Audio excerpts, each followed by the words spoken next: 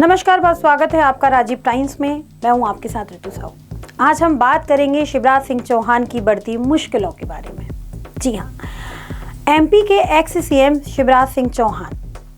दरअसल शिवराज सिंह चौहान बीजेपी के अंदर कुछ मुश्किलों का सामना कर रहे हैं। मैं आपको समझाती हूं कि क्या है आखिरकार वो मुश्किलें। देखिए, मुंबई में हाल ही में हुए देवेंद्र फडणवीस के सीएम शपथ समारोह में एक दिलचस्प वाकया सामने आया। जब अमित शाह मंच पर थे, उन्होंने कई नेताओं से बात की, लेकिन शिवराज सिंह चौहान को पूरी तरह से नजरअंदाज कर दिया। एक बार नहीं बल्कि 2 बार। जी हाँ, एक बार नहीं बल्कि 2 बार। अब सोचो ऐसा क्यों हुआ होगा। बीजेपी में ऐसे इग्नोर कभी बेवजह नहीं होते। ये सीधे सीधे दिखाता है कि शायद अब शिवराज पार्टी के शीर्ष नेतृत्व के साथ पूरी तरह से तालमेल नहीं बैठा पा रहे हैं।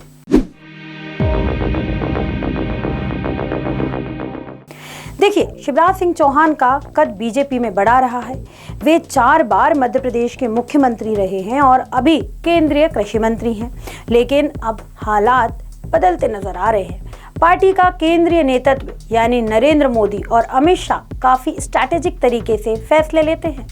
जानकार कहते हैं कि शिवराज सिंह चौहान को इस तरह इग्नोर करना एक संकेत हो सकता है कि पार्टी उन्हें धीरे धीरे किनारे करने का मन बना रही है।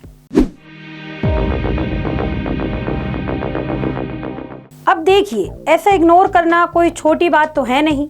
पार्टी में जब ऐसा होता है तो समझ लीजिए कि कुछ बड़ा पक रहा है। बीजेपी की नीति है कि जो नेता संगठन के एजेंडों और प्राथमिकताओं के साथ पूरी तरह मेल नहीं खाते, उसे साइडलाइन कर दिया जाता है। और ये पहली बार नहीं है कि शिवराज के खिलाफ ये संकेत है। ये संकेत तभी से मिलने शुरू हो गए थे जब 2023 के विधानसभा चुनाव में बीजेपी का प्रदर्शन उम्मीद से कम रहा।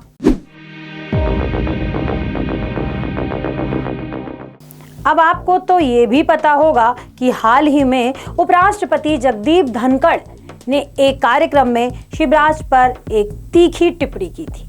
किसानों के मुद्दों पर उन्होंने शिवराज को घेरते हुए कहा कि उनकी नीतियां पर्याप्त नहीं हैं। अब ये क्यों खास है?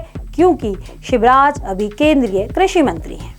अगर उपराष्ट्रपति इस तरह खुले तौर पर कुछ कह रहे हैं तो समझ लो कि ये पार्टी के शीर्ष नेतृत्व की नाराजगी का भी संकेत हो सकता है। 2023 के विधानसभा चुनाव में बीजेपी भले ही सत्ता में आई हो, लेकिन शिवराज का प्रदर्शन कमजोर रहा। पार्टी के भीतर इसको लेकर काफी असंतोष है। बीजेपी अब नए और युवा नेताओं को आगे लाना चाहती है। शिवराज सिंह चौहान लंबे समय से राजनीति में हैं और शायद अब पार्टी उन्हें पुराना चेहरा मान रही है। केंद्रीय कृषि मंत्री होने के बावजूद शिवराज सिंह चौहान किसानों के लिए कोई बड़ी योजना नहीं ला सके, ये भी उनकी छवि पर असर डाल रहा है। अब सोचो, अगर पार्टी का शीर्ष नेतृत्व शिवराज को नजरअंदाज कर रहा है तो इसका मतलब साफ साफ है कि किसी नई रणनीति पर काम कर रहे हैं। हो सकता है कि उन्हें साइडलाइन करके कोई नया चेहरा सामने लाया जाए।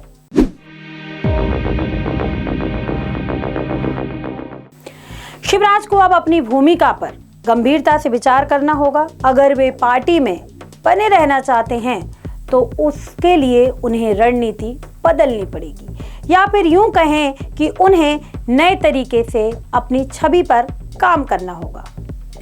राजनीति में ऐसे इशारे बड़े मायने रखते हैं। अमित शाह का इग्नोर करना, उपराष्ट्रपति का बयान और पार्टी का रुख, ये सब एक बड़ा संकेत है। शिवराज के सामने अब चुनौती ये है कि वे खुद को पार्टी के एजेंडे के साथ कैसे जोड़ते हैं। बहरहाल, आपको क्या लगता है? क्या शिवराज सिंह चौहान इस मुश्किल से निकल पाएंगे या बीजेपी उन्हें धीरे धीरे साइडलाइन कर देगी? आपकी राय बहुत अहम है, हमें कमेंट बॉक्स में जरूर बताएं। मुझे यानी ऋतु साहू को दीजिए इजाजत। नमस्कार, आप देखते रहिए राजीव टाइम्स।